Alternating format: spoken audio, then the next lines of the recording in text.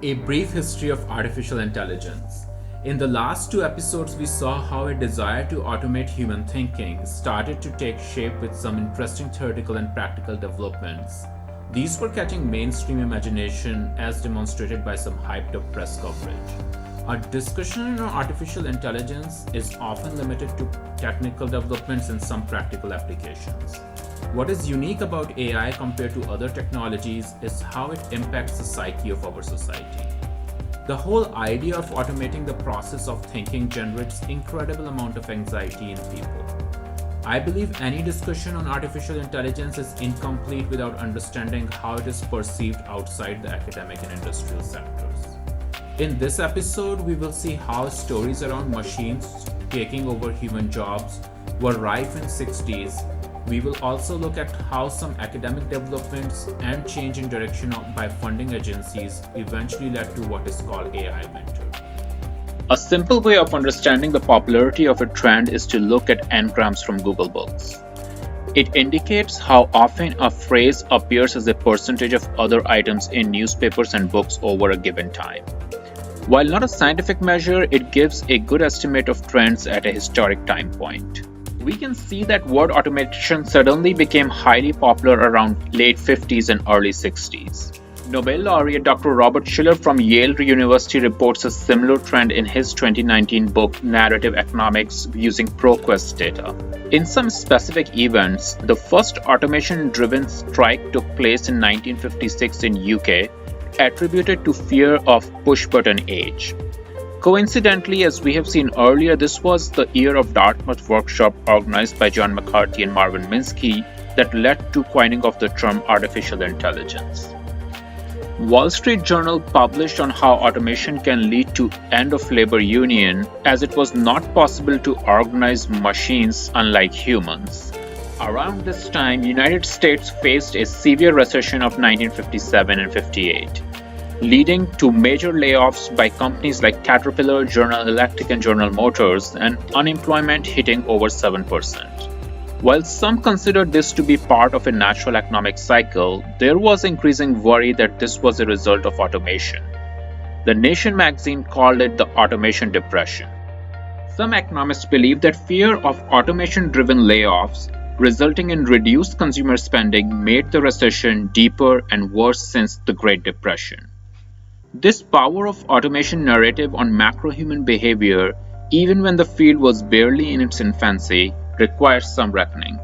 However, surprisingly or unsurprisingly, the narrative around fears of machines overtaking humans began to die down by mid-1960s.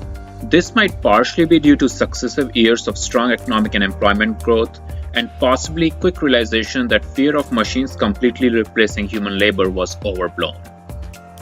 In 1965, Wall Street Journal published the article titled "Automation Alarm is Proving False." In the article, Alfred Malbray notes that automation wasn't even mentioned at a major United Auto Workers labor convention in 1965.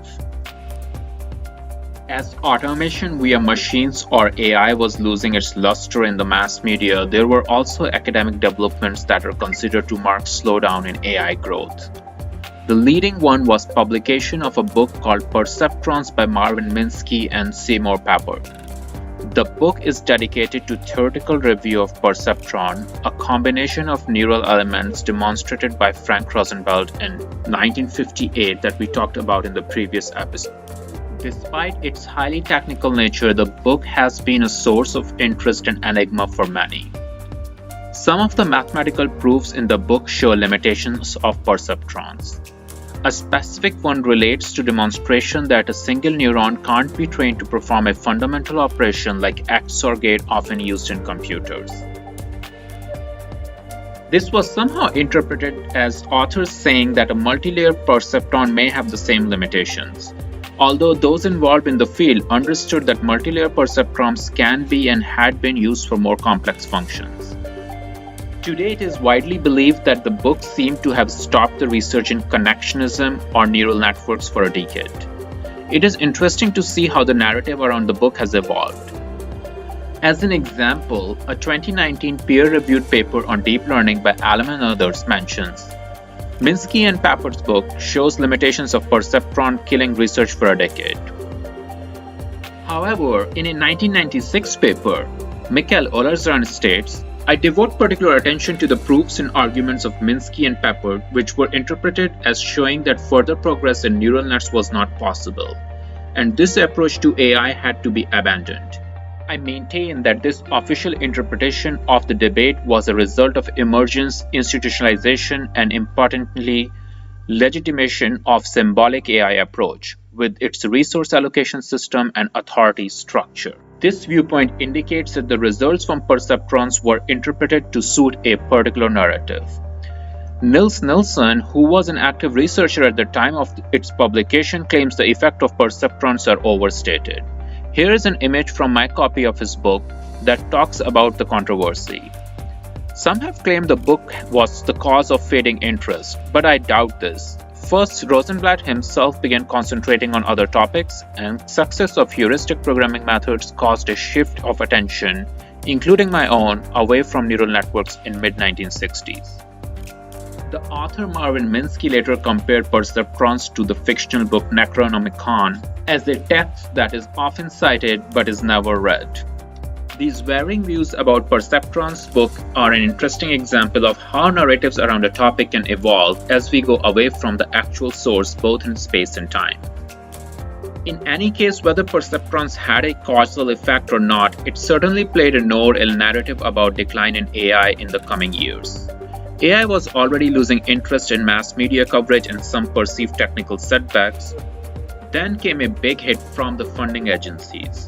The late 1960s were the time of US engaging in the Vietnam War, with pressure to ensure defense research funds were used for direct military needs. On November 19, 1969, the US Congress passed the Mansfield Amendment that stated the research support shall be given to projects with a direct and apparent relationship to a specific military function or operation. This had a serious negative impact on AI research funding in the US, a good part of which was being supported by military grants. Similar trouble was brewing on the other side of the pond. Sir Michael James Lighthill was asked by British Science Research Council to provide a review of academic research in artificial intelligence. Lighthill, with a background in mathematics and aeroacoustics, provided a highly critical review in his 1973 paper, Artificial Intelligence: A General Survey, stating, in no part of the field have the discoveries made so far produced the major impact that was then promised.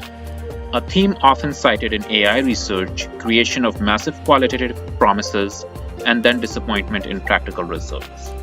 The report formed the basis for severe reduction in support for AI research in the United Kingdom.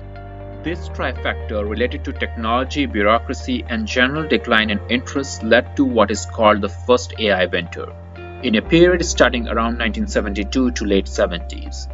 As the boom time gains were exaggerated in the mass media, so were declines during the gloom of AI Ventor. The researchers focused on the field continued to develop AI-related techniques with more application focus to align better with funding agencies. Developments related to computer hardware were another important factor in this period that cannot be overlooked while talking about the history of AI.